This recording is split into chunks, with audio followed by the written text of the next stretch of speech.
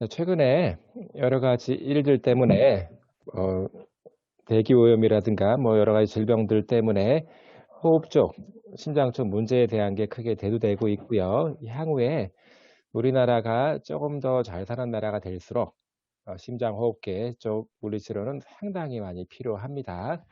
현재도 심장 호흡 쪽 그 물리치료를 전공한 사람들이 좀 더 좋은 조건에서 근무할 수 있도록 해 주는 것들이 되게 많습니다. 어쨌든 앞으로 심장 쪽 문제는 계속 늘어날 수밖에 없고요. 특히 이거 이전에는 나이가 많아서 생기는 병들이 되게 많았는데 지금은 심장 호흡 쪽은 나이가 많아서 주로 많이 생기긴 하겠지만 젊은 사람들한테도 굉장히 많이 나타나는 걸로 그렇게 보고가 되고 있습니다. 하지만 주로 45세 이후에 주로 많이 발병하는데 특히 훨씬 더 빠르게 이게 증가되고 있는 추세입니다. 아무래도 노인 인구가 늘어나다 보니까 또는 이제 젊은 사람들에서조차도 이런 심장 쪽, 혈관 쪽 문제가 많이 발생되고 있는 게 큰 중요한 사실입니다. 한번 들어보셨을 거예요. 콜레스테롤이라고 하는 거 들어봤을 겁니다. 콜레스테롤은 사실은 인체를 구성하는 물질 중에 하나인데 요것이 좋은 콜레스테롤이 있고 나쁜 것들이 있습니다. 그래서 고밀도 콜레스테롤은 좀 더 이제 좋은 쪽으로 많이 얘기를 하는데 주로 저밀도 지방 단백질 쪽 이런 것들이 많이 늘어나면서 몸에 상당히 안 좋은 효과가 나타나기 시작하는데 어쨌든 그게 콜레스테롤이 그냥 쫙 흘러가듯이 몸 밖으로 배출되면 괜찮은데 이게 혈관 안쪽에 쌓이는 거예요. 자, 혈관은 굵기가 일정하게 되어 있는 하나의 관입니다. 혈관이에요. 네, 그런데 그 안쪽에 콜레스테롤이 쌓이게 되면 혈관의 굵기가 직경이 줄어들게 되면서부터 상당히 많은 문제들이 발생합니다. 혈압이 올라갈 수도 있고요. 또는 콜레스테롤 찌꺼기가 혈관을 막 떠다니다가 작은 혈관을 막을 수도 있습니다.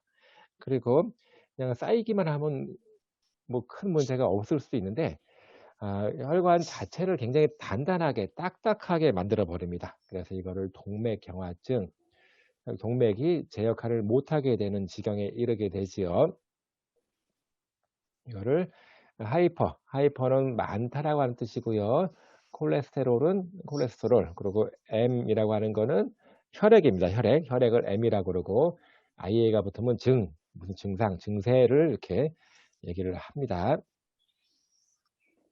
그래서 이제 대부분이 우리나라의 그 식단이라든가 생활 습관 자체가 생활 패턴 자체가 서구화되면서 고지방식 또는 이게 안 움직이는 그 스타일이 많이 고착화되면서 이런 식의 문제들이 많이 발생하는데 사실은 콜레스테롤 자체가 혈관에 많이 축적이 되고 쌓이는 거는 나이 들어서 생기는 문제는 아니고요. 어릴 때부터 조금씩 진행이 됩니다. 사실은 워낙 조금씩 진행되기 때문에 젊은 나이에는 이거를 잘 모를 수가 있는데 이게 어느 정도 진행이 되면서부터 혈액 소통에 문제가 생기기 시작하고 그러면서부터 상당히 많은 증상들이 나옵니다. 특히 혈관 직경에 어느 50% 정도가 막히거나 좁아들게 되면 평상시에는 괜찮아요. 나머지 50%를 통해서 혈액이 왔다 갔다 할 수 있는데 근데 이게 운동을 하거나 신체를 많이 움직이게 되면 그만큼 근육으로 혈액을 많이 보내줘야 되는 거잖아요. 그때 혈관이 반 정도 막혀 있게 되면 상당히 애로사항이 많이 생깁니다. 충분하게 혈액을 많이 못 보내주게 되는 겁니다. 그러면 근육에서는 혈액이 많이 필요한데 그런 혈액이 충분히 오지 않으면 근육에 쥐가 나기도 하고 근육의 근조직이 망가지기도 하고 더 나아가서는 심장 쪽에 문제까지도 발생을 합니다. 그래서 가슴이 막 아픈 거지요. 자, 혈관은 온몸에 다 분포하고 있는데 심장 역시도 혈액을 통해서 심장 근육들이 잘 뛸 수 있도록 에너지를 받거든요. 심장으로 가는 동맥도 막힐 수가 있다라고 하는 얘기입니다. 그건 아무도 몰라요. 이게 증상이 있기 전까지는 누가 자신의 심장 쪽 혈관이 막혀 있다라고 생각을 하겠습니까? 어쨌든 이게 상당히 아주 위중한 상태를 만들 수도 있습니다.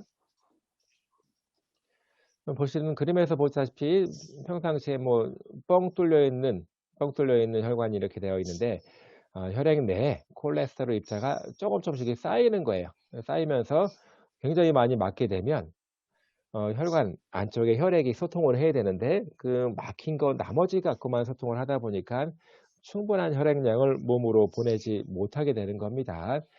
이게 왜 큰 문제냐면요. 어느 특정 혈관, 특정 동맥에만 딱 요런 게 있는 게 아니라 만일에 요런 소견이 발견이 됐다라고 하면 온몸에 있는 혈관들이 다 이런 형태로 있을 가능성이 매우 높습니다. 다시 말해서 심장혈관 또는 뇌혈관. 그래서 심장혈관 쪽에서 불행히도 이게 막힌 부분이 있어서 가슴 통증이 심해서 그 병원을 많이 가게 되는데 그런 경우에는 뇌졸중 가능성이 한 3-4배 이상 커집니다. 왜? 뇌혈관도 비슷한 상태일 거라고 예측이 되기 때문에 그렇습니다. 죽상동맥경화증이라고 하는 거는 그러니까 콜레스테롤이 내부에 많이 쌓여져 있는 상태를 죽상동맥경화증이라고 합니다. 자, 그런데 누누이 말씀드리지만 혈관은 이렇게 관처럼 생긴 하나의 근육 덩어리예요. 동그란 근육입니다. 동그란 근육. 그런데 여기에 콜레스테롤이 많이 쌓이게 되면 근육은 특징상 수축을 했다가 이완했다가 수축했다 이완했다를 계속 반복할 수 있어야 되는데 그래야지만 혈압 조절이 용이한데 죽상동화 동맥경화증처럼 이렇게 자꾸 안쪽에 콜레스테롤이 쌓여 있게 되면 근육 자체가 수축 이완이 잘 되지 않고 딱딱하게 변합니다. 다시 말해서 혈관 근육이 더 이상 아닌 거가 되는 겁니다. 그러면 상당히 큰 문제들이 발생할 수 있어요. 실제로 동맥 같은 경우는 정맥보다는 약간은 좀 두텁게 생겨 있는 근육 덩어리인데 왜 정맥보다는 동맥의 혈압이 더 세게 왔다 갔다 하거든요. 그때 동맥을 이완시키고 수축시키고 하면서 그런 거 혈압을 조절할 수 있는 건데 요렇게 딱딱하게 변해 버리게 되면 그런 작용이 안 되기 때문에 뭐 또 다른 문제들이 많이 발생하게 되는 거지요. 어쨌든 이제 콜레스테롤이 안쪽에 막 쌓여지면서 혈관 직경이 줄어드는 그런 경우를 죽상 동맥경화증, 여기 스클레로시스는 딱딱해지는 증상을 얘기를 합니다. 혈관에 동맥의 탄력성이 없어지고 두꺼워지고 딱딱해지는 겁니다. 그래서 어떤 경우에는 이게 너무 심하게 막혀 있으면 근육으로 가는 혈액들이 많이 부족해서 특히 걸을 때 다리 근육 쪽에 근육 힘을 많이 주게 되는데 그러면 다리 근육 쪽으로 혈액을 많이 보내줘야 되거든요. 근데 이렇게 죽상동맥경화증이 있어서 부분적으로 막혀 있으면 다리 쪽으로 혈액을 많이 못 보내주기 때문에 아까 말한 것처럼 심하게 쥐가 난다거나 아니면 근육이 경련이 일어나고 마비가 일어날 정도로 굉장히 아파요. 처음에는 이런 게 막 움직일 때, 운동을 할 때 나타나다가 조금 더 심해지면 움직이지 않고 쉴 때도 통증이 나타날 수 있습니다. 이렇게 막혀 있는 겁니다. 어느 정도 막힐 때까지는 혈액이 소통할 수 있지요. 그런데 너무 세게 막히게 되면 뭐 이 혈액이 가고 있는 여러 가지 혈관이 분포하는 부위가 충분하게 에너지 공급, 영양 공급이 안 되는 거예요. 그러면 심하면 근육이 죽을 수가 괴사가 될 수가 있습니다. 되게 이렇게 심하게 되기 전까지 어떤 특정한 증상들이 발현되기 때문에 그 증상을 가지고 이제 병원에 가 보면 이제 충분히 알 수가 있고요. 근데 이게 그냥 팔다리 근육이면 괜찮은데 심장 근육 같은 경우는 사람이 죽을 수도 있는 문제입니다. 자, 대부분 심장 마비가 와서 돌아가시는 분들을 보면 평상시에 가만히 있다 돌아가시는 경우도 있지만 대부분은 운동하다가 돌아가십니다. 왜? 평상시에는 조금만 뚫려 있어도 혈액이 소통을 하기 때문에 아무 문제 없이 살 수 있거든요.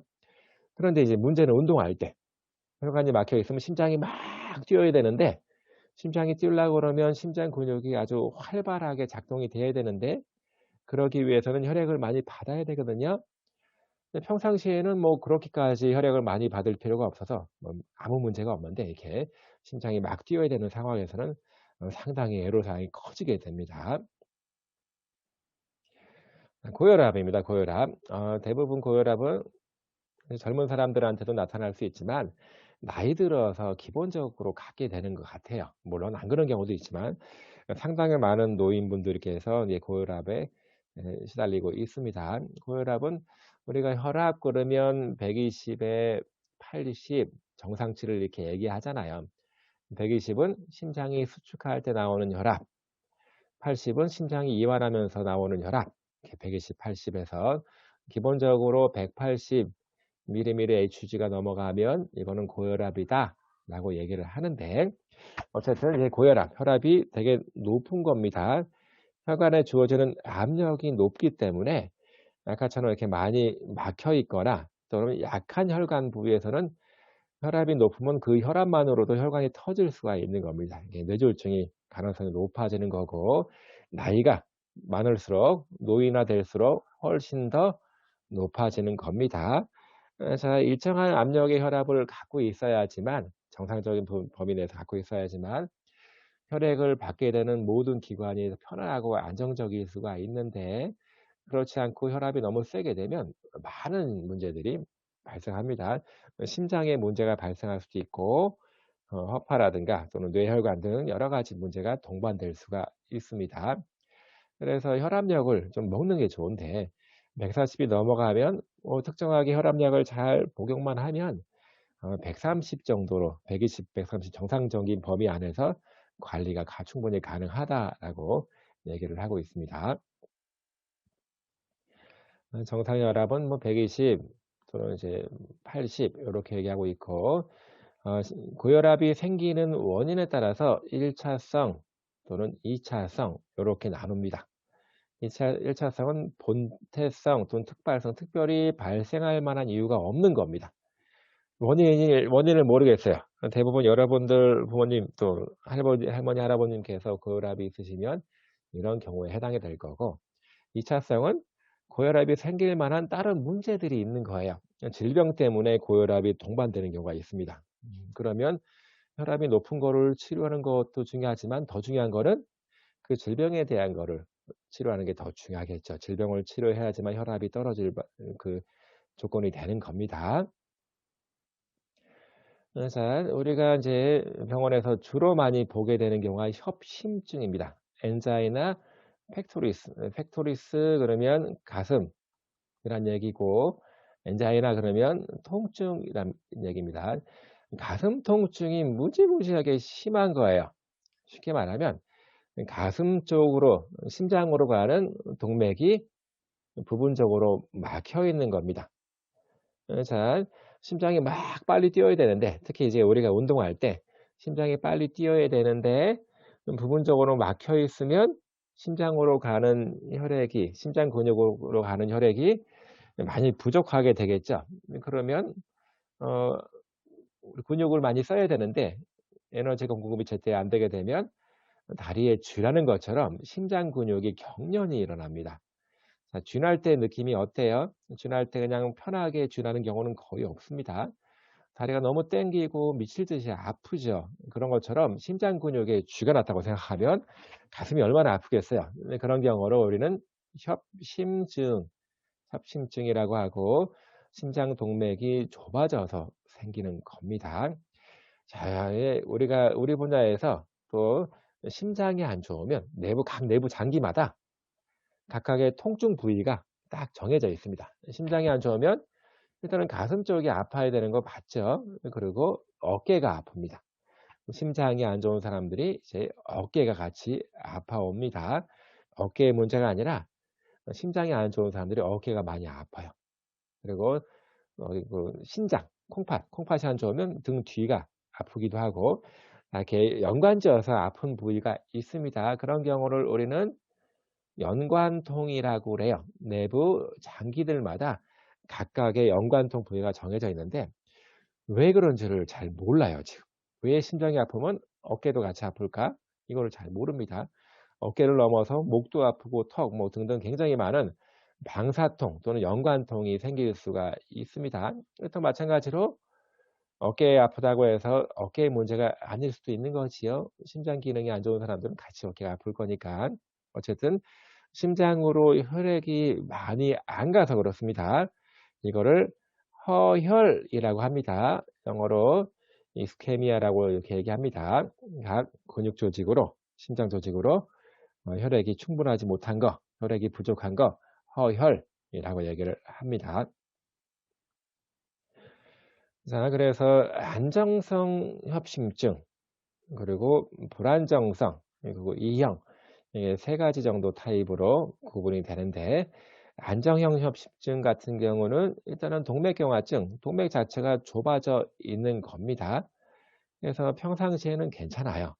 나머지 뚫려 있는 부분이 있으니까. 그런데 운동을 하거나 뭐 스트레스를 많이 받으면 심장이 막 벌렁벌렁 뛰잖아요. 심장 근육이 막 펌프질을 많이 할 때, 심장 근육으로 가는 혈액이 많이 필요할 때 혈액을 충분하게 공급을 못 해주면서 오는 협심증, 이게 안정형 협심증이라고 얘기할 수 있고요. 불안정형 협심증은 이제 경색전입니다. 경색이라고 하는 거는 혈관 안쪽에 이게 혈전이 이게 쌓이는 거를 우리는 혈전증이라고 합니다. 근데 쌓여있는 혈전이 뚝 떨어져 나가면서 심장 안쪽을, 혈관 안쪽을 막 떠다니다가 좁은 혈관을 딱 막을 수가 있어요. 그런 경우를 경색증이라고 합니다. 경색증. 자, 이 경색이라고 하는 거는 좁은 그 혈전 쪼가리가 떠다니면서 딱 막아주는 거잖아요. 그래서 항상 일정하게 증상이 있는 것이 아니라 콱 막히면 증상이 생길 수가 있는 거지요. 자, 그런데 이제 큰 혈관을 막게 되면 이거는 그 심장 전체에 문제가 생길 수 있습니다. 그리고 심장은 하나의 커다란 근육 덩어리인데 계속 뛰어야 되는데 특정 부분이 막혀서 그쪽에 근육을 제대로 뛰지 못하고 경련이 일어나면 이게 사망, 심장 마비에 이를 수 있는 아주 위험한 상태일 수 있는 겁니다. 그런 상태일 수 있는 거고, 그리고 E형 협심증은 이런 게 없어요. 이런 게 없는데 가슴이 막 아픈 겁니다. 이게 굉장히 무서운 거지요. 혈전증이 있고 색전증이 있어서 심장이 좀 안 좋을 것 같다 그러면 혈전을 없애주면 되는데, E형 협심증은 원인을 잘 알 수 없게 갑자기 혈관이 막 좁아들고 하면서 경련이 일어나는 겁니다. 예측하기가 너무 어렵죠. 그래서 혈관 안쪽에 경련을 막아주기 위해서 니트로글리세린이라고 하는 거는, 이거는 혈관 확장제입니다. 혈관 확장제를 투여를 하게 되면 어느 정도 이게 혈관이 확장되면서 혈액을 충분히 보충받을 수가 있는 그런 상태를 얘기합니다. 특히 새벽에 원인을 알 수 없게 갑자기 심장마비로 돌아가신 분들이 참 이런 경우가 되게 많습니다. 심근경색증. 자, 방금 전에 허혈, 이스케미아란 말을 했을 겁니다. 허혈. 부분적으로 막혀 있거나 콱 막히게 되면 심장 근육으로 충분하게 혈액이 못 가기 때문에 심장 근육이 경련을 일으키고 심장 조직이 죽게 되는데, 그런 경우를 심근경색증이라고 합니다. 여기 마이오는 근육이란 뜻이고요. 카디알은 심장, 인팍션은 경색, 괴사가 된 거예요. 조직이. 영양이 계속 안 들어오기 때문에 심장 근육이 죽게 되는 겁니다. 어쨌든 혈전 또는 동맥경화증이 심해서 혈액순환이 안 돼서 생기는 겁니다. 그래서 심장 근육이 꽉 막히면서 죽게 되는, 심장 근육 괴사가 일어나는 아주 심각한 그런 심장 질환이라서 대부분 이렇게 경색증이 일어나기 전에 협심증 같은 게 있어서 이거를 한번 자가 증상, 그 전조 증상들이 많이 있고요. 특히 심근경색증 같은 경우는 심장마비로 바로 이어질 수 있는 거라서 매우 주의를 가지고 관리를 해야 됩니다. 치사율이 되게 높아요. 치사율이 되게 높습니다. 협심증 같은 경우는 그래도 좀 소통이 되기 때문에 어느 정도 상당히 좋아질 수 있는데, 이거는 콱 하면서 심장이 한꺼번에 마비되는 거라서 심장마비로 죽는 경우가 되게 많은 겁니다. 그래서 어떤 경우에는 협심증 같은 경우는 이렇게 그 혈관 확장제를 딱 투여를 하게 되면 혈관이 확장이 되면서 충분한 혈액을 공급을 해서 위험한 순간을 넘길 수가 있는데 이거는 이미 콱 막혀 갖고 심장 근육 조직이 죽는 거예요. 근육 자체가 이미 괴사가 일어나고 있는 겁니다. 그런 상태에서 혈관을 확장한다고 해서 증상이 개선되지는 않습니다. 굉장히 위험한 상태로 빠질 수가 있는 겁니다. 자, 호흡곤란. 자, 심장이랑 호흡 기능은 같이 갑니다. 심장 기능과 호흡 기능은 같이 가는 거예요. 뭐 쉽게 얘기하면 심장 기능이 안 좋아지면 호흡 기능이 같이 안 좋아집니다. 그래서 심장 기능을 제대로 못하면 호흡도 가빠지고 숨쉬기가 힘들어집니다. 자, 그리고 반대로 호흡 기능이 안 좋으면 심장 기능도 같이 안 좋아지게 됩니다. 자, 우리가 호흡을 하는 주요한 목적은 몸속에서 쌓여있던 노폐물, 이산화탄소를 배출하고 산소를 끄집어들여서 각 조직으로 보내는 거잖아요. 자, 혈관을 통해서 가스가 교환된 거를 보내는 겁니다. 심장이 안 좋아지게 되면 그런 혈액순환에 문제가 생기기 때문에 이거는 곧 심장이랑 같이 연결되어 있는 폐, 허파로 가는 허파 쪽 혈관과도 큰 문제가 생기게 되는 거라서 호흡곤란 증상이 바로 나타나고요. 그리고 머리로 가는 혈액도 부족하면서 어지럽고 땀나고 메스꺼 구토, 뭐 저혈압 등등이 계속 지속이 됩니다. 그리고 부정맥. 여러분들 중에서도 부정맥이 있는 경우가 있어요. 심장이 쿵쿵쿵하고 일정한 박자를 가지고 뛰어야 되는데 부정맥은 그 박자가 깨지는 거죠. 리듬이 깨진다고 해서 이거는 부정맥을 리드미아라고 이렇게 얘기를 합니다. 부정맥. 굉장히 위험한 거예요. 심장은 항상 똑같은 패턴으로 계속 움직여야 됩니다. 그런데 부정맥이 있으면 뭐 뛰었다가 늦게 뛰었다가 안 뛰었다가 이게 계속 반복이 되면 상당히 어느 순간에 심장이 멈출 수 있는 거고 심장 기능에 이게 지속될 때는 심장 기능에 문제가 될 수 있습니다. 결국은 이제 심장 기능 자체가 안 되는 거죠. 자, 심근경색증이 있으면 왜 우리 이런 거 본 적 있잖아요. 심장이 이렇게 뛰는 거 본 적 있잖아요. 심전도. 심전도를 통해서 어느 정도 예측할 수가 있습니다. 왜? 심장 근육이 일부가 괴사가 되어 있으면 심장이 뛰는 패턴 자체가 많이 바뀌기 때문에 이거를 보고 알 수가 있고요. 전체적으로 혈액순환에 문제가 되죠. 심장에서 꾹 짜줘야지만 온몸으로 혈액이 쫙 가는 건데, 자, 꾹 짜주는 걸 못해요. 그러면 내보내는 걸 못하게 되면 다시 들어오게끔 만들어주는 그 순환 시스템도 망가지는 겁니다. 그러면서부터 정맥의 혈전증이 많이 올라가게 됩니다.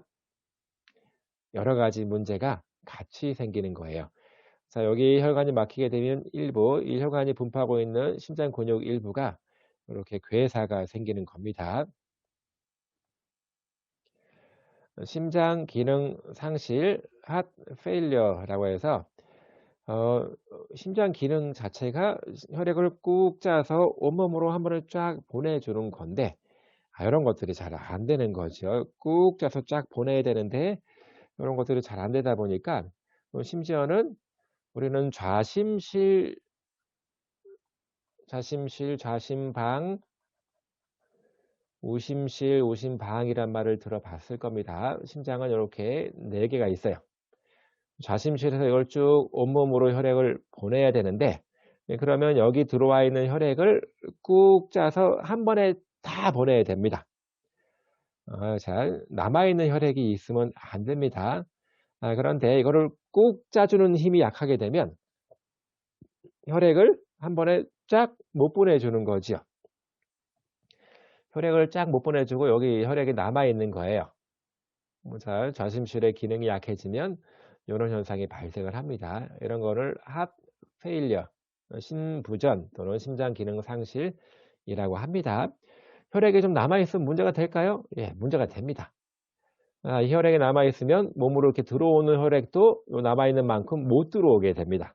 왜? 심장이 항상 혈액을 무한대로 받을 수 있는 게 아니라 이만큼 받고 쭉 쪄서 다 보내주고 또 이만큼 받고 쭉 쪄서 다 보내주고 이렇게 반복이 돼야 되는데 쭉 다 못 짜고 혈액이 남아있으면 그만큼 못 들어오게 되는 겁니다. 그럼 못 들어온 심장으로 들어오지 못하는 혈액은 어디 있을까요? 다른 쪽에 있는 거죠. 간 쪽에 다리 쪽에 있으면서 울혈이라고 하는 거는 심장이 지금 혈액이 쌓여 있는 겁니다. 혈액이 고여 있는 거예요. 쌓여 있는 거예요. 소통이 안 되고 막 고여 있는 거를 울혈이라고 합니다. 다리 쪽에 혈액이 심장으로 많이 못 들어가고 계속 정체되어 있으면 다리는 땡땡 부은 것처럼 보입니다. 그래서 heart failure, 심장 기능 상실이라고 하는 거는 뭐 그런 식의 문제. 이건 사실은 굉장히 위험할 수도 있지요. 이게 잠깐이면 괜찮은데 이런 식의 문제가 해결이 안 되고 계속 남아 있으면 전체적인 심장 기능이 아주 떨어지게 되는 거예요. 굉장히 떨어지게 되는 겁니다. 그래서 이거를 그러면 이 혈액을 잘 돌게 만드는 게 되게 중요한 일인데 어느 한 부분에 혈액이 고여 있어도 안 됩니다. 심장으로부터 온몸을 딱 돌고 다시 심장으로 혈액을 보내주면서 가스를 교환해서 신선한 혈액으로 이렇게 만들어 줘야 되는데 이게 안 되면 굉장히 큰 문제가 되는데 다행스럽게도 예, 운동, 운동을 통해서 좋은 효과를 볼 수 있다라고 하는데 한번 입장을 바꿔 놓고 생각해 보세요. 혈액이 원하는 만큼 충분하게 돌지 않으면 분명히 심장 기능이랑 혈액 기능은 그 심장 호흡 기능 같이 간다라고 했죠. 물론 이제 호흡곤란도 생길 거고요. 그리고 조금만 움직여도 피곤합니다. 왜? 근육으로 혈액을 충분하게 많이 못 보내주기 때문에 그렇겠죠. 어쨌든 그러면 운동이 굉장히 효과적이라고 이렇게 얘기를 하는데 책에서 나와 있는데 그러면 운동을 어떤 방식으로 어떤 정도로 시키면 좋을까? 그거를 잘 조정해서 환자에 맞게 처방을 해 주는 게 물리치 의사가 할 일입니다. 환자분의 상태에 따라서 다르겠죠. 자, 심장 기능이 안 좋으면 죽을 수도 있는 문제입니다. 아주 심각한 결과가 나올 수도 있기 때문에 이런 거를 운동 처방할 때 굉장히 면밀하게 평가를 하고 환자의 신체 능력에 대한 거를 잘 파악하고 있어야 되는 거예요. 버거병이라고 있습니다. 이거를 뭐 사람 이름을 따서 버거병이라고 하는데 자, 스럼보 혈전 그리고 NGO는 혈관입니다. 혈관이고 ITIS는 염증이에요. 염증. 혈전으로 인해서 오볼리터란스는 막힌 거예요. 막히면서 혈관에 염증이 생긴 겁니다. 이거를 버거병이라고 이제 통칭해서 얘기하는데 이유는 잘 몰라요. 버거병이 있으면 혈관이 막혔죠. 그러면 이게 되게 이제 작은 혈관이 더 많이 막히겠죠. 큰 혈관보다는. 그래서 팔 또는 다리 쪽으로 가는 끄트머리, 손, 발로 가는 혈관들이 막혀서 혈액순환이 안 되게 되는 거지요. 그렇다라고 하면 완전히 탁 막혀버리면 어떤 문제가 발생할까요? 혈액이 혈관으로 통과를 해서 손발 끄트머리는 못 가기 때문에 그쪽 손발 끄트머리는 굉장히 심각한 문제가 생기겠죠. 그래서 어떤 경우는 살이 썩어들어가는 경우도 있습니다. 혈액이 못 가는 것 때문에. 그런 경우를 버거병이다. 네, 그리고 남자한테 좀 더 많이 발생한다. 왜 그런지 모르겠지만 일단은 흡연이 아주 쥐약입니다. 흡연을 하면 절대 안 돼요. 자, 니코틴이 문제가 아니라 타르가 문제입니다. 타르가 혈액에 녹아들면서 혈관을 딱딱 그 안에 콜레스테롤처럼 쌓여서 잘 막히게끔 만듭니다. 그래서 무조건 금연을 해야 돼요. 금연. 보건의료인들은 전부 다 금연을 해야 됩니다. 흡연 자체가 아주 증상을 나쁘게 만듭니다. 주로 손발 끄트머리, 특히 발과 종아리 쪽, 무릎 아래쪽에서 많이 발생하는 거예요. 뭐 비교적 작은 혈관들에서 잘 막혀지기 때문에 이거 혈액이 안 통하면 굉장히 아픕니다. 엄청나게 아프기 때문에 뭐 정상적으로 걸음걸이가 잘 안 나오고 운동할 때 근육으로 에너지를 충분하게 공급을 못 해줘서 조금만 운동해도 아프고 또 피곤합니다. 특히 피부가 막 느낌이 좀 떨어지기도 하고 많이 붓게 됩니다. 혈액순환에 이상이 생기면서 부종이 발생합니다. 자, 처음에는 이렇게 막혀진 게 뭐 콱 막은 것도 있겠지만 대부분 처음에는 콱 막지 않고 일부러 좀 통하게 만들어 놓습니다. 그래서 평상시에 쉴 때는 좀 괜찮은데 조금 움직이면 굉장히 많이 아프고 굉장히 너무 아파 갖고 이게 아픈 게 그냥 항상 그렇게 아픈 게 아니라 어떻게 갑자기 순간적으로 급성적으로 아팠다가 조금만 좋아졌다 이렇게 막 반복이 됩니다. 간헐적으로 뭐 파행증이라고 하는데 엄청나게 막 아파지는 거죠. 통증이 굉장히 심하다라고 하고요. 특히 이제 금연은 절대 안 됩니다. 치료의 제일 첫 번째는 금연이고, 그리고 찬 거에 노출되지 않도록 큰 주의를 기울여야 합니다. 요렇게 몸 끄트머리에 양말 신는 것처럼 끄트머리가 혈액순환이 잘 안 되는 것들을 얘기하겠죠. 레이노병인데 이것도 이거는 자율신경계 쪽에 문제가 생기면서 혈관이 경련적으로 수축을 하는 겁니다. 그러면 큰 혈관 같은 경우는 문제가 안 되는데 특히 이제 손끄트머리 작은 혈관들이 수축을 하면서 손끄트머리가 하얗게 변하는 거예요. 혈액이 충분하게 가지 않으면 창백해지잖아요. 그게 좀 더 심해지면 검붉게 푸르스름하게 변하는 거, 그런 게 이제 레이너 병이라고 합니다. 특별하게 이유 없이 발생하는 경우가 있고요. 특히 우리가 추위에 노출되거나 뭐 심하게 이게 막 스트레스를 많이 받게 되면 그 자율신경계의 컨트롤이 조절이 잘 안 되면서 손가락 끄트머리가 이렇게 하얗게 변하는 경우가 있습니다. 이거를 레이너 디지즈라고 하고 여자한테 좀 많다라고 하고요. 되게 양쪽 손에 같이 옵니다. 되게 손가락, 발가락 쪽에 많이 나타납니다. 일단 추운 거에는 아주 좋지 않고요. 이거는 뭐 직업적으로 뭐 예를 들어서 우리 이제 아스팔트 포장을 할 때 기존에 있는 아스팔트를 깰 때 요렇게 생긴 딱 손잡이 있고 진동기로 막 깨잖아요. 진동이 엄청 일어나죠. 요걸 자꾸 막 일을 하다 보면 요런 진동이 너무 심하게 손 쪽에 많이 오게 되면 레이너 병이 같이 동반되는 경우가 있어서 이거를 다른 말로 진동증후군이라고 얘기를 하는데, 어쨌든 이게 직업적인 요인도 뭐 중요하다 볼 수 있겠죠.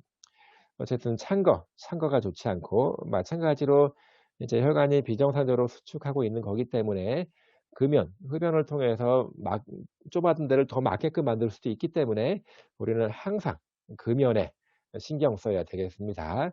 그리고 능동적으로 손을 쥐었다가 폈다가 발목을 까딱까딱 발가락을 요렇게 움직이는 것, 요런 식의 움직임이 혈액순환을 좋게 만드는 데 아주 도움이 되는 걸로 보고되고 있습니다. 손가락 끄트머리가 여기만 이렇게 하얄 수도 있고 뭐 4개 손가락 중에서 이쪽만 이렇게 하얄 수도 있습니다. 이 얘기는 이쪽으로 가는 혈관들이 막혔다는 뜻이 되겠죠. 이렇게 손가락이 하얘지고 좀 더 심해지면 검붉게 변합니다. 오히려 퍼렇게. 그래서 깊은 정맥 혈전증이라고 해서 이거는 깊은 정맥 혈전증. 대부분 정맥들은 이제 표층에 있어요. 여러분들 손등을 보게 되면 혈관이 막 튀어나와 있잖아요. 이게 다 정맥입니다. 정맥. 근데 아주 깊은 부위에 있는 그 정맥들이 좀 굵은 것들이 있는데 이런 것들이 혈전으로 막혀지면서 예, 막 튀어나오기도 하고 염증이 생기게 되는 경우를 말합니다. 특히 정맥류라고 들어봤을 거예요. 여러분들 부모님들, 어머니, 아버님 다리 쪽을 보게 되면 혈관이 툭툭 튀어나와 있는 것을 볼 수가 있는데 이렇게 정맥류처럼 이렇게 혈관이 막히게 되면 막 튀어나오면서 염증이 생기는 것을 얘기합니다. 특히 다리 쪽에 많아요. 뭐 예를 들어서 동맥이랑 정맥이랑 가장 큰 차이는 정맥에는 이렇게 판막이 있습니다. 판막, 밸브가 있어요. 혈액이 쭉 올라가다가 중력으로 떨어지면 역류할 수 있기 때문에 이 밸브가 탁탁 막아줍니다. 혈액이 역류하지 않도록 막아주게 되는데 이런 쪽에 혈전이 이렇게 쌓이게 되면 그 판막, 밸브가 부분적으로 열리기도 하고 또 부분적으로 밸브에 문제가 생기면서 염증이 생깁니다. 이렇게 된 거로 우리는 깊은 정맥 혈전증에서 DVT라고 약자로 많이 쓰고 있습니다. 주로 다리 쪽에 많이 생기기 때문에 다리 종아리가 막 붓거나 아프거나 또는 겉으로 막 튀어나와 있어서 이거 만져보니까 딱딱해지기도 하고 딱딱해 보이기도 하고 그런 상태를 우리는 깊은 정맥 혈전증이라고 얘기하고 있습니다. 자, 그래서 일단은 뒤쪽에 주로 많이 보여지기 때문에 발을 이렇게 딱 위쪽으로 제껴버리면 여기가 팽팽해지면서 여기가 되게 아파요. 통증이 올라갑니다. 종아리 부위에서 이거를 호만징후라고 합니다. 그래서 어쨌든 발목을 이렇게 당긴다고 해서 웬만한 사람들은 통증이 있거나 불편한 게 없는데 이렇게 깊은 정맥 혈전증이 있는 사람들은 이렇게 호만징후가 나타나면서 많이 아파지게 되는 거지요.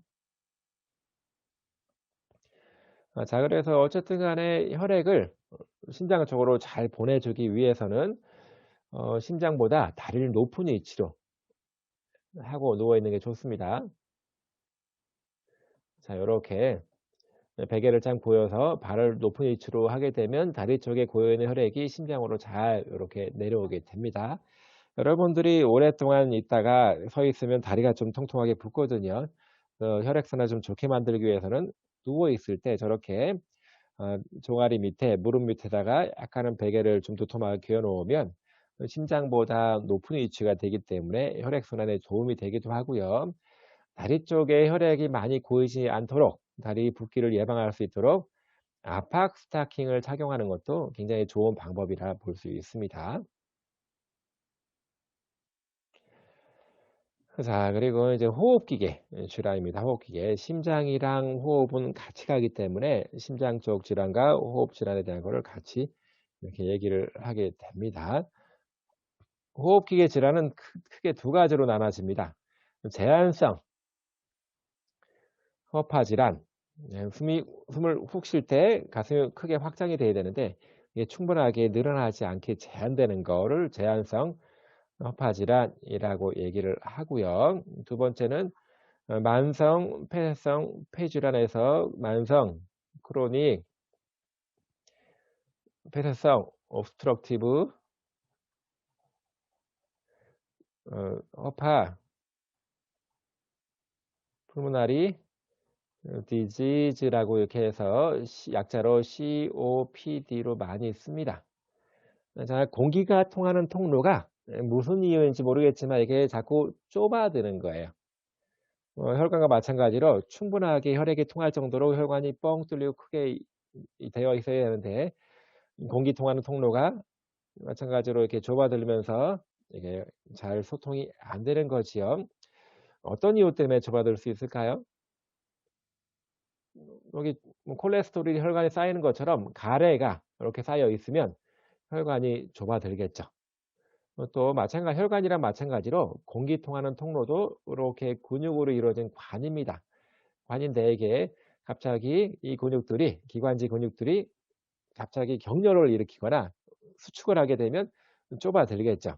그게 무슨 이유인지 모르겠지만 이렇게 좁아드는 병을 통칭해서 COPD, 만성 폐쇄성 폐질환이라고 얘기를 하는 겁니다. COPD라고 얘기를 하고 대부분 가장 큰 병 중에 하나가 폐렴이 있습니다. 폐렴.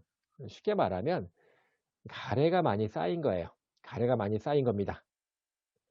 가래가 뭐 세균 때문에 생길 수도 있고 바이러스 곰팡이 때문에 염증 반응이 일어나면서 가래가 이렇게 점액질이 폐 안쪽에 많이 쌓여 있는 거를 우리는 폐렴이라고 하고 호흡 기능이 좋지 못한 경우에 가래가 많이 쌓이게 되면 호흡 통로를 탁 막아버리기 때문에 순간적으로 숨을 못 쉬어서 죽을 수도 있습니다.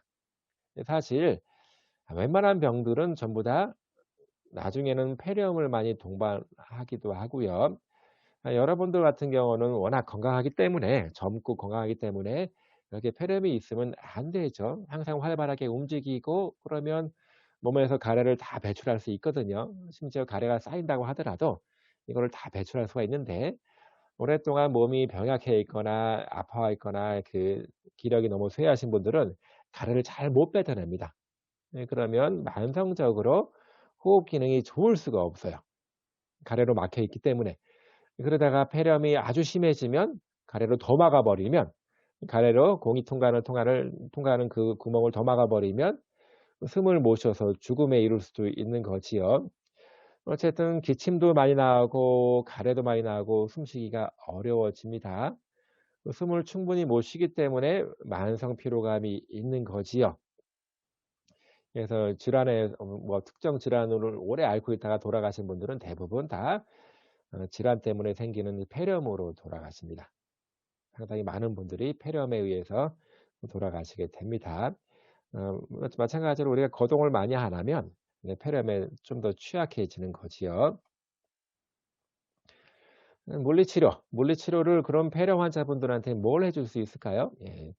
가래 빼주는 물리치료가 따로 있습니다.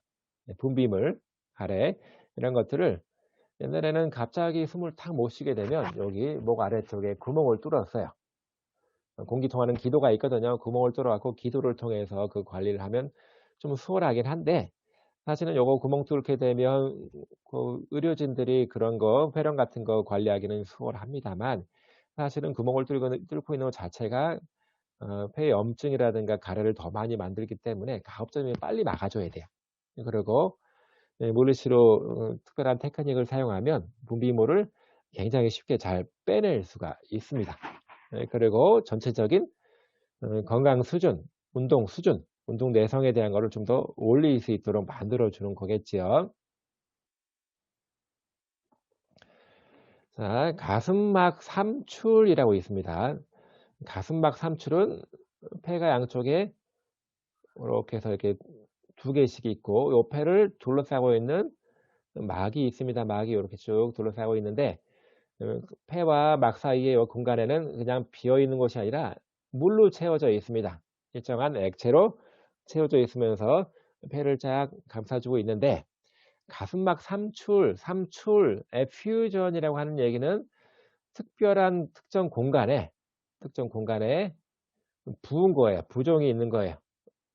다시 말해서 이렇게 가슴막이랑 폐, 그 사이에 액체가 많이 늘어나는 거죠. 이거를 가슴막 삼출이라고 하는데, 이게 뭐가 문제가 될까요? 정상치보다 훨씬 더 많이 액체가 거기 쌓이게 되면 가슴 공간은 한정적이잖아요.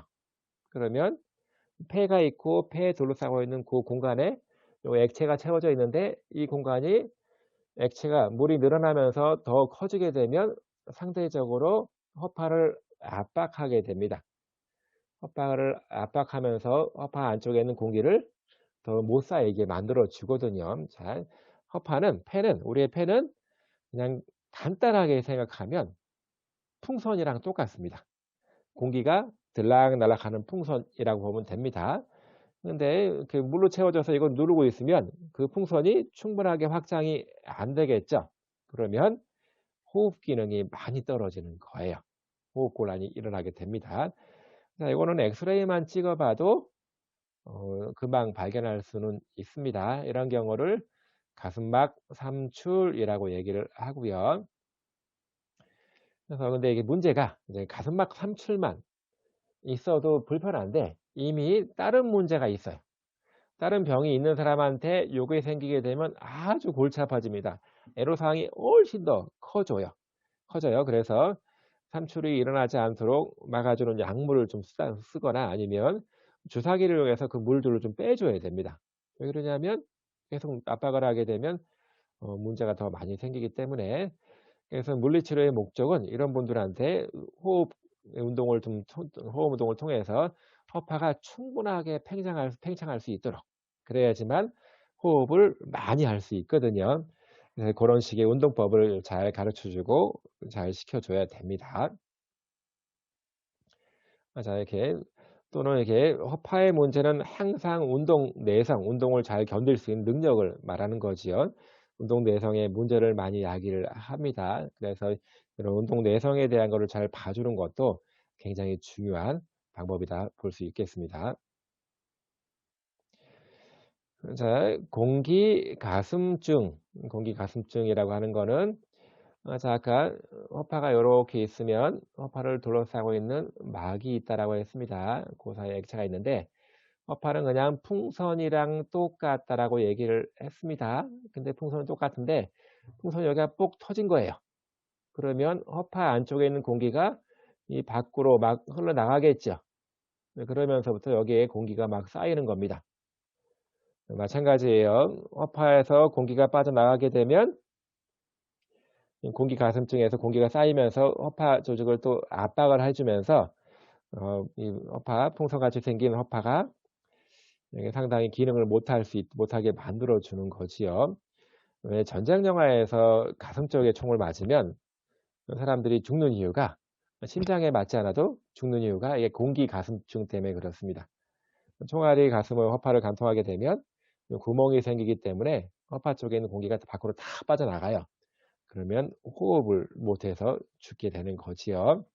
어쨌든 뭐 여러 가지 이유들이 있고 되게 이제 숨 쉴 때 굉장히 아픕니다. 특히 재채기를 하거나 뭐 크게 호흡을 할 때 통증이 심하다라고 이렇게 얘기를 많이 하고 있습니다. 공기가슴증, 공기 공기가슴증은 말 그대로 공기가 폐 안에서 새어나와서 폐 밖에 쌓이는 거를 얘기합니다. 폐 조직이 요렇게 되어 있으면 맞은 폐를 조직으로 둘러싸서 막들이 둘러싸여 있는데 폐 조직 안에서 밖으로 공기가 새면서 막 사이에 공기가 축적이 되는 겁니다. 그래서 폐는 어 풍선이랑 똑같아요. 그래서 불어 넣어주면 빵빵해지고 바람을 빼면 푸석푸석해지고 해서 만일에 공기 가슴증처럼 폐 안에서 공기가 자꾸 빠져나가서 그 막 사이에 이렇게 채워지게 되면 폐 자체는 자꾸 쭈글쭈글해지면서 한쪽으로 찌그러들 수밖에 없습니다.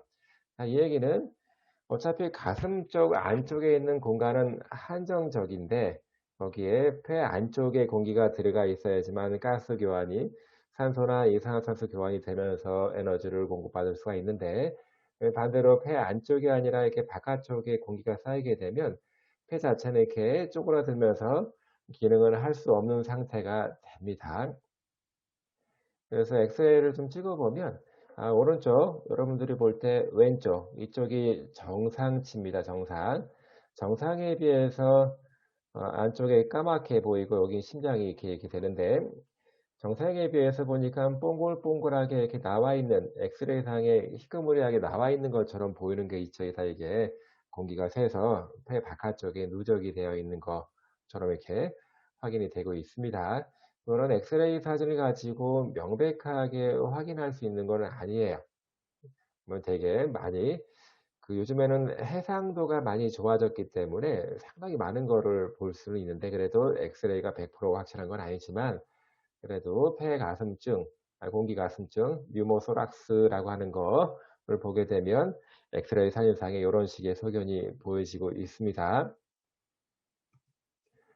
그래서 갑작스럽게 공기가 폐 조직 일부분에 구멍이 뚫리면서 공기가 바깥으로 빠져나간 거기 때문에 굉장히 가슴 통증이 심합니다. 특히 기침을 하거나 재채기할 때 상당히 통증이 심하고 호흡 자체가 많이 떨어지게 되죠. 숨차고. 그리고 이제 폐활량이라고 하는 거는 평상시 숨을 요만큼 쉬고 있다라고 하면 한번 훅 들어 마시고 훅 내쉬고 요렇게 나오겠죠. 그래서 여기서부터 이 범위를 폐활량입니다. 쉽게 말하면 최대로 숨을 들이마시고 최대로 내쉴 수 있는 그 능력을 폐활량이라고 하는데 공기가 이렇게 빠져나갔기 때문에 폐활량이 올라갈 수가 없죠. 당연히 감소하게 되고요. 아주 심각한 경우에는 저산소증이 나타나게 됩니다. 그래서 이게 공간 안에서 공기가 이렇게 고여서 허파를 이렇게 압박을 하는 게 문제가 되기 때문에 물론 이제 새어나간 양이 크지 않다라고 하면 그거는 자연적으로 이제 흡수가 되기도 합니다만 좀 그 양이 커지고 그걸 심하게 허파 조직을 압박하고 있다라고 하면 공기를 외부에서 빼줘야 됩니다. 주사기로 빼주든가 튜브로 해서 공기를 바깥으로 빼주고 허파 조직에서 공기가 새는 그쪽을 다 찝어서 더 이상 안 셀 수 있도록 만들어주는 조치를 취해야 합니다. 그래서 일단은 공기 가슴증이 있으면 허파가 이렇게 쪼그라들어 있을 가능성이 많습니다. 다시 말해서 전체적인 공간에서 허파 안쪽에 공기가 들어가 있어야지만 허파가 빵빵하게 해서 호흡을 충분하게 유지할 수 있는데 허파 바깥쪽에 공기가 쌓이게 되면 공간을 일정한 상태에서 바깥쪽에 공기가 쌓이면 허파 조직이 그만큼 늘어나고 팽창할 수가 없게 됩니다. 그래서 이제 공기가슴증을 치료받은 후에 기본적인 조치는 다 한 다음에 폐 기능이 많이 떨어져 있는데 그때 가장 중점적으로 시행해야 될 것 중에 하나가 팽창 운동입니다. 심호흡해서 허파가 충분하게 늘어날 수 있도록 해 주는 거 굉장히 중요하고요. 특히 굉장히 가슴 쪽이 많이 아파서 어깨를 움직거릴 수가 없거든요. 그러다 보니까 어깨 쪽에 또 다른 문제가 발생할 수 있는데 그래서 그런 경우에 가슴 쪽, 어깨 쪽 운동을 잘 만들어 주면 덩달아서 호흡, 허파 팽창 운동도 같이 한꺼번에 시행될 수가 있습니다. 무기패입니다. 무기패. 자, 허파는 공기랑 풍선이랑 똑같다라고 했습니다. 그래서 공기를 훅 불어넣어 주면 풍선에 불어넣어 주면 풍선이 빵빵해지고 짜면 쭉 나오게 되는 거지 공기가. 자, 그런데 이렇게 한번 생각해 보세요. 풍선을 훅 불어넣어 준 다음에 바람 빠지지 말라 이렇게 쪼매 놓잖아요. 쪼매 놓으면 풍선이 이렇게 빵빵해져 있고 쪼매 놓게 되면 이게 평생 바람이 빠지지 않고 그대로 유지가 될까요? 그렇지 않습니다. 시간 지나면 이게 다시 바람 빠져서 쪼글쪼글해지는 거를 많이 본 적이 있을 거예요. 자, 다시 말해서 쪼매놓다라는 얘기는 공기는 더 이상 안 들어갑니다. 이거 안 돼요. 네, 그렇지만 안쪽에 있는 공기는 조금씩 스며듯이 조금씩 빠져나옵니다. 왜? 풍선 자체가 고무로 되어 있기 때문에 고무가 긴장되면서 자꾸 공기를 압축을 해주기 때문에 눈에 안 보일 만큼씩 조금씩 빠져나가다 보니까 시간 지나면 나중에는 그냥 공기는 다 빠져나가고 쭈글쭈글한 풍선만 남게 되는 거지요. 야, 이것도 마찬가지입니다. 마찬가지예요. 자, 호박과리가 이렇게 있는데 만일에 여기 공기가 이렇게 들어갔다가 여기서 가스 교환이 되고 다시 이렇게 나가고 해야 되는데 여기가 이렇게 막혀 있어요. 찌꺼기가 다 끼거나 점액질이 끼거나 가래가 딱 끼면서 이렇게 막혀 있습니다. 그러면 막힌 것 때문에 공기는 못 들어갑니다. 이거는 들어갈 수가 없는데 자, 풍선이랑 똑같이 헛박과리도 약간 팽팽하게 텐션을 받고 있기 때문에 안쪽에 있는 공기를 자꾸 압축을 하게 됩니다. 그러면 들어오지는 못하고 조금씩 스며듯이 공기가 이게 똑같이 풍선처럼 나가게 됩니다. 그러면서부터 헛박과리가 쪼글쪼글해지면서 헛박과리 안에 공기가 팽팽해지고 빵빵해져야 되는데 그렇게 안 되고 공기는 계속 조금씩 스며듯이 나가기 때문에 거기에 공기가 비게끔 되는 거죠. 그래서 공기가 없이 쭈그러져 있는 상태가 됩니다. 이런 경우를 무기폐 안에 공기가 없다는 뜻입니다. 아탈렉타시스라고 하고요. 아주 심각하게는 이렇게 그냥 그 공기구멍이 막힌 것 때문에 이만큼씩 막 없어지고 극단적으로 표시하면 이렇게 허파가 그냥 쪼그라들죠. 예. 그리고 엑스레이를 찍어보면 여기 가운데 심장이 있고 이 아래쪽 이만큼의 허파가 없는 거예요. 무기표처럼 없게 찍힙니다. 기본적으로 엑스레이를 딱 찍으면 공기가 이렇게 막 팽창되어 있는 데는 까맣게 보입니다. 뼈는 하얗게 보이고요.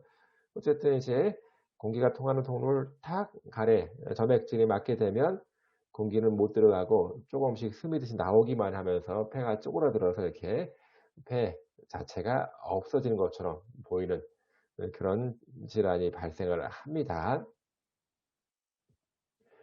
무기폐그래서 이거 심각한 경우에는 폐가 충분하게 팽창이 안 되고 호흡이 충분하게 안 되기 때문에 저산소증에 빠지기 쉽고요. 심한 경우는 호흡곤란, 숨쉬기가 참 힘들어진다라고 하는 거죠. 뭐 충분하게 심호흡이 되고 충분히 들이마시고 충분히 내쉬고 이게 돼야 되는데 이게 안 되는 겁니다. 그리고 장기적으로 가면 자꾸 몸이 쇠약해지고 여기저기 안 아픈 데가 없지요. 그리고 이게 호흡이 잘 되어야지만 얼굴 색깔이 혈색이 좋게 되는데 기본적으로 호흡이 안 되면 얼굴이 푸르스름하게 바뀌는 청색증이 발생을 합니다. 자, 그리고 호흡이 부족해요. 호흡이 부족하면 우리의 심장은 어떻게 반응할까요? 심장은 빨리 뛰고 느리게 뛰고를 자동적으로 조절이 됩니다. 우리가 운동할 때는 산소가 많이 필요하고 이산화탄소가 많이 배출되어야 되기 때문에 호흡을 빨리 하면서 심장도 빨리 뛰게 되죠. 마찬가지입니다. 체내에서 산소가 부족하다라고 느끼면 심장은 빨리 뛰어서 그거를 산소를 온몸으로 보내주려고 노력을 합니다. 그렇기 때문에 호흡도 가빠지고 심장도 빨리 뛰는 건데 무기폐에서처럼 폐 자체가 부분적으로 쪼그라들어져 있으면 숨을 빨리 쉰다고 해서 산소가 그만큼 충분하게 들어올 수 있는 건 아니잖아요. 그러면 심장은 더더욱 빨리 뛰게 됩니다. 더 많이 보내주려고 하는. 그래서 맥박이 되게 빨라지고 아주 심한 경우에는 쇼크 상태에 빠집니다. 자, 그리고 수호곤란이 심하게 있다. 숨을 못 쉬면 우리가 죽을 수 있는 문제잖아요. 그래서 불안증이 굉장히 심해집니다.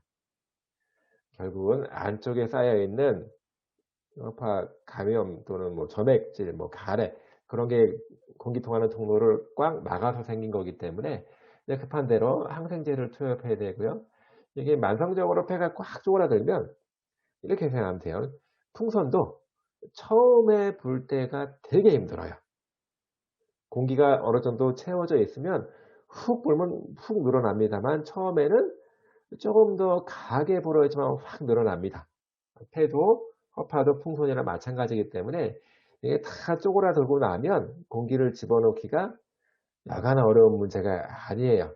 그래서 만성적인 경우에는 그쪽 이제 폐 부분이 거의 기능을 못하게 됩니다.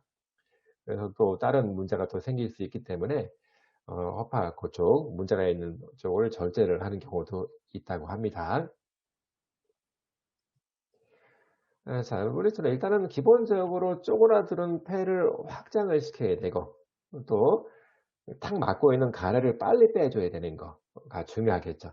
가래를 빼주고 몸이 허파가 충분하게 늘어날 수 있게 확장을 시켜주는 그런 물리치료를 하게 되는데 자, 여기서는 이제 물리치료 개론 시간에는 그런 식의 물리치료를 어떻게 하는지를 충분하게 말하기는 어렵습니다만 어쨌든 이렇게 폐가 쪼그라들어 있다라고 하는 거를 극복하기 위해서는 공기가 계속 들어가서 팽창될 수 있게 하는 심호흡법을 잘 알려줘야 되고요. 자세에 따라서 호흡 기능이 많이 바뀌어질 수 있거든요. 그래서 항상 좋은 자세, 특히 옛날에 국민체조 초등학교 때 할 때 맨 마지막에 항상 숨쉬기 운동을 하잖아요. 그때 숨쉬기 운동할 때 가만히 앉아서 하는 게 아니라 팔을 위로 바짝바짝 들어가면서 이렇게 하지요. 팔을 올려주는 거는 가슴이 충분하게 확장될 수 있게 그런 기회를 주는 거나 마찬가지입니다. 심호흡 훈련, 그리고 자세 유지, 그리고 분비물 제거, 하여튼 막고 있는 점액질이라든 가래를 빨리 빼줘야 되는데 기침을 잘하게 되면 기본적으로 가래가 잘 빠집니다. 근데 가끔 큰 수술할 때 전신 마취할 때 폐 쪽 가래가 많이 쌓여서 폐렴으로 발전되는 경우가 더 있습니다. 여러분들처럼 잘 이렇게 움직여 주고 거동 많이 하는 사람들한테는 요런 식의 폐렴이라든가 가래가 많이 쌓이는 문제는 잘 안 생겨요. 전신 마취처럼 한 번에 확 모든 움직임을 다 정지해 놓고 몇 시간씩 있을 때 이게 제때 배출이 안 되면 그게 쌓여서 문제가 될 수 있는데 그래서 기침을 해 주면서 가래를 뱉어내는 거 또는 여기 체위 배출법이라고 하는 거는 자세를 어떻게 잘 만들어 주면 가래가 잘 빠집니다. 그래서 이것도 허파 쪽 해부학을 잘 알면 공기 통하는 통로가 어떤 방향으로 이렇게 뻗쳐 있는지 그거를 잘 알 수 있으면 그 반대 방향으로 자세만 잘 맞춰주면 거기 쌓여 있던 그 먼지라든가 분비물을 가래를 잘 빼줄 수가 있거든요. 그래서 체위 배출법은 이렇게 자세를 이용해서 가래를 빼주는 거를 체위 배출법이라고 합니다. 자, 그리고 여러분들이 이후에 되게 중요하게 봐야 될 것 중에 하나가 만성 폐쇄성 폐질환에서 크로닉 옵스트럭티브 폴모나리 디지즈라고 해서 COPD로 약자로 굉장히 많이 씁니다. 엄청나게 약자로 많이 써요. 자, 만성적으로 오랫동안 공기가 통하는 통로를 막는 거예요. 폐쇄시키는 거예요. 막혀지는 겁니다. 뭐 가래가 쌓이거나 먼지가 쌓이는 거. 그런 것들을 얘기하겠죠. 그래서 그런 것들을 확 막거나 아니면 공기가 통하는 통로도 이렇게 살짝은 관처럼 생겨 공기가 요렇게 통하고 왔다 갔다 하는데 요것도 관처럼 생긴 하나의 근육 덩어리라고 보면 됩니다. 그래서 공기가 안에서 잘 팽창해서 압력을 잘 유지하고 있으면 이게 쫙 확장이 되면서 공기가 잘 통하는 거고 또 가끔 보면 갑자기 그 기관지가 응축이 되면서 이 직경이 공기가 통하는 그 통로 직경이 쪼그라들면서 호흡이 잘 안 되는 경우도 있거든요. 하여튼 그렇게 만성적으로 막히거나 이렇게 돼서 폐에 문제가 생기는 거를 COPD라고 하고요. 들어오는 건 잘 들어와요. 그렇지만 숨을 내쉬려고 하는 게 잘 안 됩니다. 날숨, 날숨, 내쉬는 거. 물론 이제 불가능한 거라기보다는 굉장히 빨리 내쉬는 거가 자체가 어려울 수가 있어요. 자, 예를 들어서 이렇게 쭉, 이렇게 통하는 통로가 관처럼 생겨 있는데, 여기가 이렇게 딱 이렇게 막혀 있어요. 이만큼 뚫려 있어요. 자, 훅 들어 마실 때는 그걸 통과할 수 있는데, 내쉴 때는 상대적으로 들이마실 때보다 훅 하고 조금 더 강하게 내쉴 수 있거든요. 그러면 공기가 쭉 나가다가 탁 막히면서 여기서 막 이렇게 회전합니다. 공기가 툭툭 막히면서 막 회전하면서 오히려 밖으로 통하는 공기가 이렇게 더 적어지면서 좀 빠르게 내쉬기라든가 숨 쉬는 것이, 내쉬는 것들이 굉장히 안 됩니다. 그리고 통로가 좁아진 것 때문에 휙휙 소리가 나요. 그래서 COPD 환자분들을 이렇게 진찰을 해보면 청진기로 가슴에 대보면 휘파람 소리처럼 휙휙 소리가 납니다. 쌕쌕거리는 소리가 나요. 쉴 때마다. 자, 그런 경우, 자, 그러면 뭐가 막혔어요? 뭐, 아까 가래, 뭐, 먼지덩어리, 그런 게 막는, 점액질, 그런 것들이 막는 거지요. 결국은 만성적으로 기관지에 염증이 생기면 분비물이 나오는 거잖아요. 네, 그런 것들이 막는 겁니다.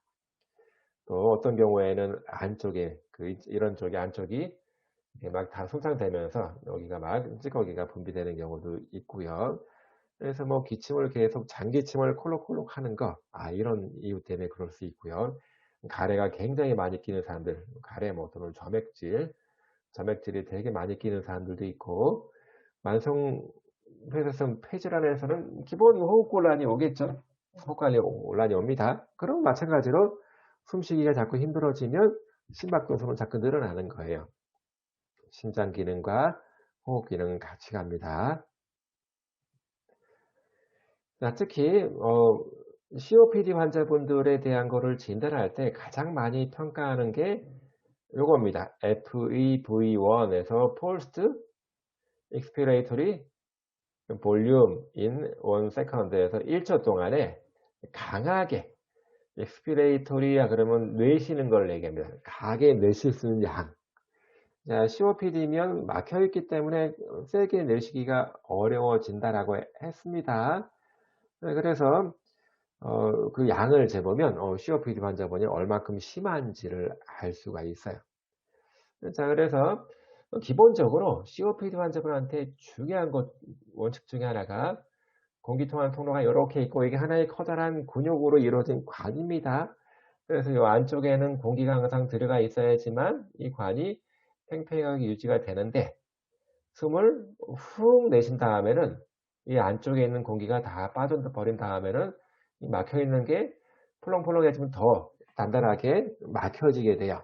다시 말해서 공기가 어느 정도 남아있으면서 압력이 유지가 되면 그나마 공기 통하는 통로가 그래도 소통이 될 정도로 유지가 되는데 훅 내쉬게 되면 오히려 이게 안쪽에 있는 압력이 쭉 떨어지면서 관이 쭈그러들면서 더 막히는 그런 결과를 초래할 수가 있습니다. 결국은 전체적으로 폐활량은 떨어집니다. 자, 우리가 전체적으로 숨을 크게 들이마시고 모든 폐에서 공기를 머금을 수 있는 양이 이만큼이라고 쳐요. 그러면 폐활량은 적어도 이만큼 정도는 됩니다. 폐활량은 이만큼 되고 나머지는 이건 뭘까요? 자, 폐활량은 크게 들이마시고 내쉬고, 크게 들이마시고 크게 내쉬고 그 정도를 폐활량이라고 했잖아요. 나머지는 잔기량이라고 합니다. 자, 아까 얘기했어요. 허파는 풍선이랑 똑같기 때문에 공기가 어느 정도 채워져 있으면 숨을 훅 집어넣기가 쉬워집니다. 그렇지만 공기가 다 빠져나간 상태에서는 풍선 처음에 빡빡하게 불 때 힘든 것처럼 그렇게 공기가 다시 들어가기가 어렵거든요. 그래서 어느 정도 조금이라도 우리의 허파는 항상 공기가 남아 있어야만 돼요. 남아 있어야만 됩니다. 그래야지만 공기를 들락날락 하기가 더 편한 겁니다. 이 장기량이 없으면 죽어요. 어느 정도 장기량이 있어야 되는데 문제는 장기량이 너무 많아져 버리면 장기량이 많아져 버리면 상대적으로 폐활량은 줄죠. 실제로 내가 쓰는 공기량이 줄어든다는 뜻이고 반대로 장기량이 조금씩 줄게 되면 반대로 상대적으로 폐활량은 늘어나는 거기 때문에 내가 사용할 수 있는 공기량이 훨씬 더 많아지는 겁니다. 결국은 장기량이랑 폐활량 그 비율이 되게 중요한데 어쨌든 이게 COPD 환자분들에서는 장기량이 좀 늘어나고 만성적인 호흡 장애가 생기기 때문에 폐활량이 감소가 된다라고 알면 좋겠습니다. 자, 일단은 기본적으로 우리는 금연을 해야 돼요. 여러분들 중에서 담배를 피는 사람이 있으면 얼른 끊길 바랍니다. 무조건 금연을 해야 됩니다. 심폐, 심호흡 질환에서 흡연은 아주 좋지가 않고 또 추가적으로 감염이 되는 경우 특히 천식, 천식 환자가 이 COPD에 해당이 되는데 천식 많이 들어봤을 거예요. 만일에 천식 환자가 감기에 걸렸어요. 독감에 걸렸어요. 독감. 이거 굉장히 위중할 수도 있습니다. 가뜩이나 천식 때문에 호흡량이 줄어드는데 거기다가 가래가 많이 쌓이는 독감에 딱 걸리게 되면 호흡을 잘 못해서 상당히 안 좋아질 수 있어요. 굉장히 위독할 수도 있습니다. 그래서 이게 딱 기관지가 기본적으로 응축하지 않게 확장이 될 수 있도록 기관지 확장제 같은 걸 투여해서 항상 기관지가 넓게 유지될 수 있게 만들어주는 것도 중요하고 염증이 있으면 항생제 같은 걸 먹어서 염증을 빨리 해결을 해야 되겠죠. 굉장히 심각한 경우에는 기계호흡을 해야 돼요. 여러분들이 나중에 중환자실을 가볼 때가 있을 거예요. 중환자실 본인들께서 자발적으로 호흡이 잘 안 되는 분들이 많거든요. 상태가 되게 위중한 것 때문에 우리는 숨을 못 쉬면 바로 죽을 수 있기 때문에 그 숨 쉬는 거를 기계로 불어넣어 주고 그 패턴을 맞춰 주는 겁니다. 굉장히 안 좋은 상태죠. 그리고 분비물. 자, 심호흡기에 물리치료에서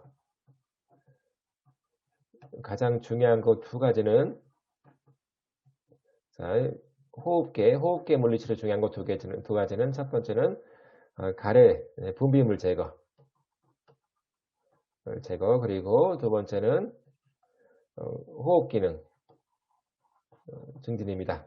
자, 이게 흉부 물리치료, 체스트 PT, 피지오테라피라고 얘기를 하는데 어쨌든 COPD 환자분처럼 분비물이 딱 있어서 기관지를 딱 막게 되면 상당히 공기가 통하는 거에 문제가 생기기 때문에 그런 막고 있는 분비물을 빨리빨리 제거해 주는 거가 굉장히 중요합니다.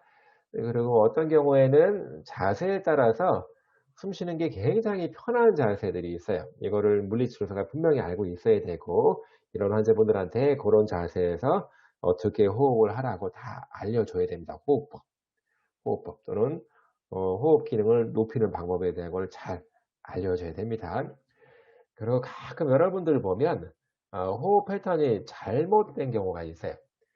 숨을 쉬게 되면 가슴도 커져야 되고 배도 볼록 튀어나와야 됩니다. 근데 어떤 경우에는 가끔 보면 여학생들이 그런 경우가 많은데 가슴은 이렇게 커지는데 배가 이렇게 들어가요.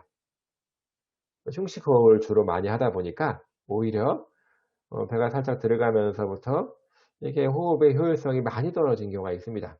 배도 튀어나와야 되고 가슴도 커져야 된다 이렇게 흉곽이 커져야 돼요.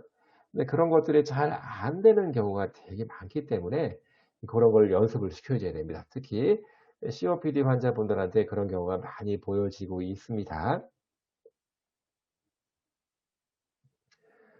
자, 호흡기 질환, 만성 폐쇄성 폐질환을 보게 되면 뭐 여러 가지 종류의 질환들이 있는데 만성 기관지염, 기관지에 염증이 생기면서 가래가 낀 겁니다. 가래가 꼈어요. 그리고 이게 바로 계속 되풀이되고 해결이 잘 안 돼요. 만성 기침, 장기침이 굉장히 많이 나오고 가래 많이 나오고 가끔 호흡이 많이 어려워질 수 있습니다. 기도가 공기에 통하는 통로가 이렇게 자꾸 압착이 되면서 막혀진다는 뜻입니다.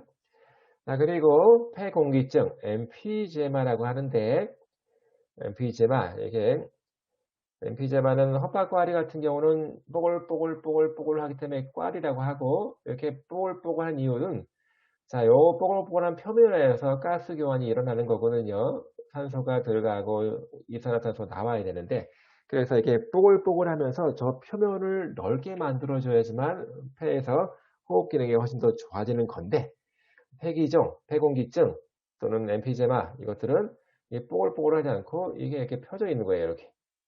그러면 호흡 기능이 많이 떨어지죠. 산소랑 이산화탄소를 서로 교환해서 이거를 산소를 받아다가 조직으로 보내줘야 되는데 뽀글뽀글한 게 다 펴지고 없으니까 상대적으로 적은 양의 가스가 교환이 될 수밖에 없겠지요.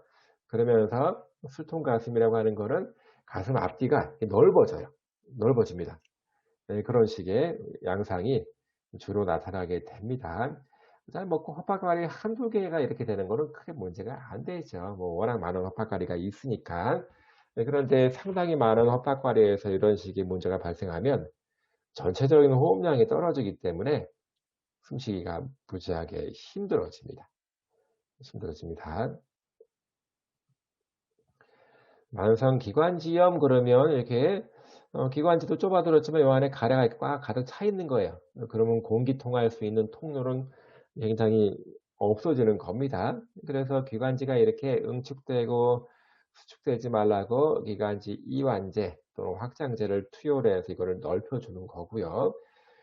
엠피제마, 폐기고기증에서는 헛박가리가 꼬불꼬불하지 않고 이렇게 다 펴지고 해서 실질적으로 가스가 교환되는 그런 부위가 조금씩 상실되는 거, 심한 경우는 호흡 곤란이 올 수도 있습니다. 다음에는 천식입니다. 천식. 천식 그러면 아까 의 관처럼 생긴 거. 이게 왜 그런지 모르겠는데 이게 하나의 커다란 근육 덩어리라고 했는데 이 근육이 기관지 근육이 수축하는 거예요. 그래서 공기 통하는 통로가 되게 쪼그라도 좁아지는 겁니다.